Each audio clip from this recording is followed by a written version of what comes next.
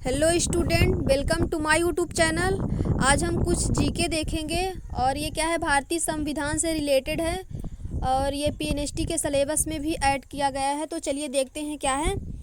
पहला पॉइंट, भारतीय संविधान को कब अंगीकार किया गया था? तो कब अंगीकार किया गया था? 26 नवंबर 1949 को किया गया था। भारत का संविधान भारत को किस रूप में वर्णित करता है? तो राज्यों के संघ के रूप में क्या करता है? वर्णित करता है। भारतीय संविधान के अनुसार राजनीतिक शक्ति का आधार क्या है? तो भारत की जनता है।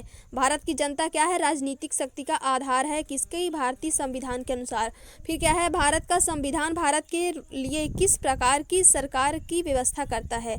तो किस प्रकार से करता है? संसदीय रूप में करता है। फिर क्या है, भारतीय गणराज्य का संवैधानिक अध्यक्ष कौन होता है?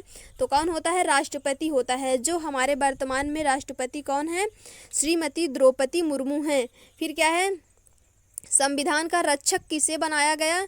तो किसे बनाया गया? उच्चतम न्यायालय को बनाया गया। संविधान की आत्मा किसे कहा गया है? संविधान की आत्मा किसे कहा गया है?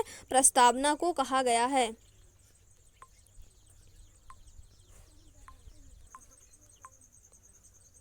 फिर क्या है, भारतीय संविधान में निहित प्रस्तावना यानी क्या है? भारतीय संविधान में निहित प्रस्तावना को संविधान की आत्मा माना गया है।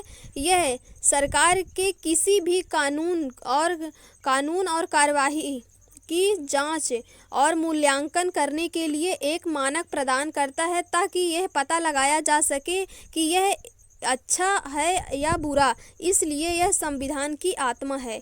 यानी किस लिए कहा इसे आत्मा बोला गया है? कि यह क्या कर सके? पता लगाया जा सके किससे कि कौन अच्छा है और बुरा है। इसलिए संविधान की को आत्मा बोला गया है।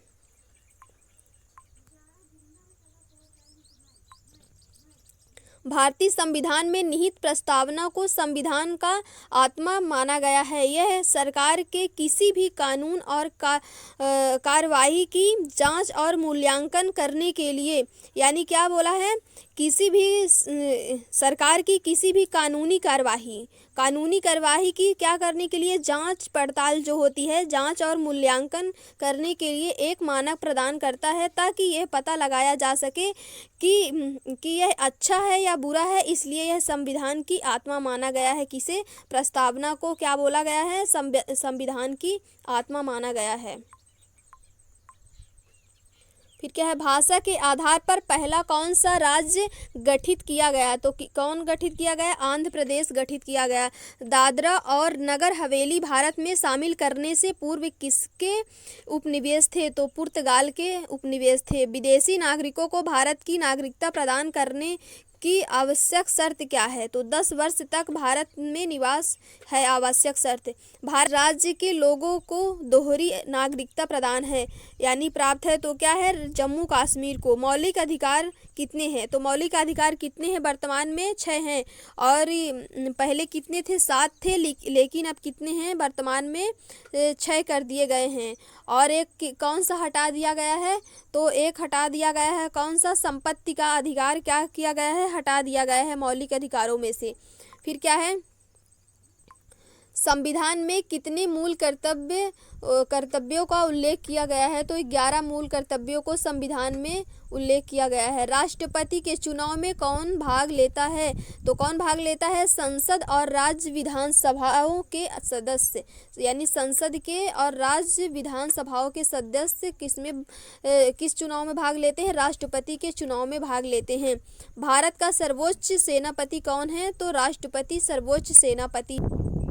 संसद की स्वीकृति के पश्चात राष्ट्रपति शासन कितने दिन प्रभावी रहता है? तो कितने दिन प्रभावी रहता है? तो 6 माह प्रभावित रहता है। अगर हम 6 माह को दिन में कन्वर्ट करें तो ये कितना हो जाएगा?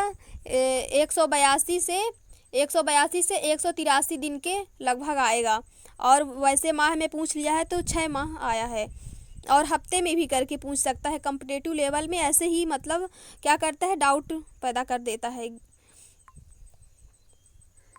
फिर क्या है, सार्वजनिक धन का संरक्षक किसे कहा जाता है? तो नियंत्रक महालेखा परीक्षक को क्या कहा जाता है? सार्वजनिक धन का संरक्षक बोलते हैं।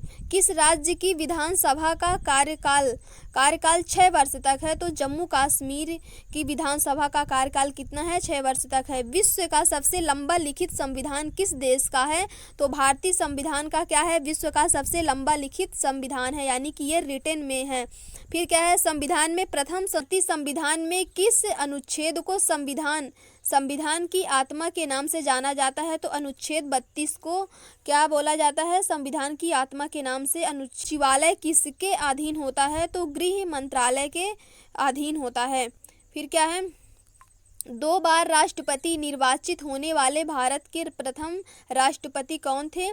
तो कौन थे? डॉक्टर राजेंद्र प्रसाद क्या थे? 2 बार भारत के राष्ट्रपति क्या किए गए थे? निर्वाचित किए गए थे। भारतीय संविधान किस दिन लागू हुआ था? तो 26 जनवरी 1950 में। 26 जनवरी 1950 में क्या हुआ था? भारतीय संविधान लागू हुआ था। राष्ट्रपति का अभिभाषण कौन तैयार करता है? तो केंद्रीय मंत्रिमंडल तैयार करता है। भारत के प्रथम प्रधानमंत्री कौन थे? जवाहरलाल नेहरू प्रथम प्रधानमंत्री थे। योजना का आयोग का प्रदेश अध्यक्ष कौन होता? कांग्रेसी प्रधानमंत्री कौन थे? तो मोरारजी देसाई थे। अगर पूछ ले कि गैर कांग्रेसी प्रधानमंत्री कौन थे भारत के प्रथम? तो मोरारजी देसाई थे। संघीय कार्यपालिका की शक्ति किसमें निहित है? तो किसमें निहित है? राष्ट्रपति में निहित है संघीय कार्यपालिका की शक्ति।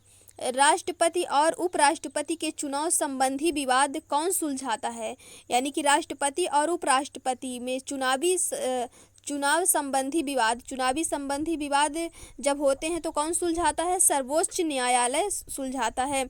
भारत में कितने राज्य व केंद्र शासित प्रदेश हैं? तो 29 राज्य व 7 केंद्र शासित प्रदेश है। इसमें थोड़ा डाउट है, ये शायद 28 राज्य और क्या है 8 केंद्र शासित प्रदेश कर दिया गया है। फिर क्या है? जनहित याचिका किस न्यायालय में दायर की जा सकती है? तो कितनी दायर की जा सकती है? उच्चतम न्यायालय और उच्च न्यायालय दोनों में क्या की जा सकती है? जनहित याचिका दायर की जा सकती है। भारत में मताधिकार के लिए कितनी आयु सीमा निर्धारित है? तो कितनी है? 18 वर्ष। यानी यदि आप 18 वर्ष के हो चुके हैं तो आप वोट डालने देने के लिए जा सकते हैं। भारतीय संघ की राजभाषा क्या है? तो हिंदी है। भारतीय संघ की राजभाषा हिंदी है। संसद के 3 सत्र कौन कौन से होते हैं? तो कौन कौन से होते हैं? बजट सत्र, मानसून सत्र और क्या है? शीतकालीन सत्र। ये 3 क्या है? संसद की 3 सत्र हैं। तो आज की क्लास हम यहीं पर समाप्त कर रहे हैं। यदि वीडियो पसंद आए तो लाइक, शेयर एंड सब्सक्राइब करिए और ज़्यादा से ज़्यादा सपोर्ट करिए हमारे चैनल को। और लास्ट तक वीडियो को देखने के लिए थैंक यू।